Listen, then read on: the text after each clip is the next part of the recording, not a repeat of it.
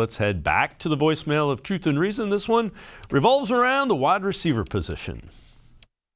Projected contracts for free agent wide receivers the Browns could sign. This is James Seiler here. And for crying out loud, no. Name the last wide receiver the Browns signed as a free agent that had any kind of impact. I can't think of any. They've already got the complimentary piece there. I know he had an injury-filled season last year, and he's 29. But he was also called the heart and soul of the Browns offense. They need to get an outside receiver in the draft. Then they won't have to pay him a huge amount of money, and they can put him into the offense and train him in the offense. That's all I have to say. Thank you very much. Just let me know what you guys think. Okay, appreciate it. The other thing about it, Tim, is the last time they drafted a wide receiver that was really good, almost as long, I think it was Braylon Edwards, and that was a 1 or 2 hit year wonder. I get the point.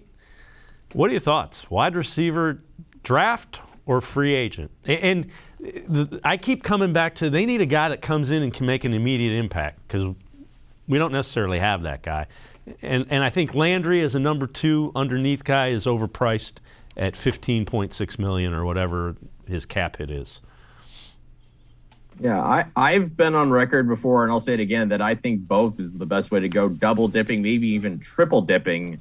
I think when you look at potentially a first-round receiver and a day 2 guy, we'll talk more about those guys in a bit. But I look at, the receivers that have come out of these drafts lately. I look at particular guys like Jamar Chase, Jalen Waddle, Justin Jefferson, have shown that you can be a rookie and come into the NFL and hit the ground running and be a stud receiver right away.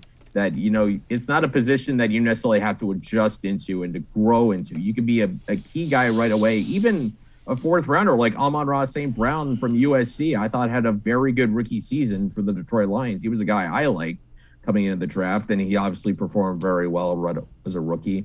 So there's no reason to think a rookie can't come in and perform. As for veterans, I've kind of been on the Allen Robinson bandwagon. I know he didn't have a great season this year, but I think you could also put a little bit of that on the Bears, not knowing what they were going to do offensively, kind of being 1 foot in, 1 foot out with Justin Fields, a quarterback, not being sure how to properly use him. But I think he'd be a good fit.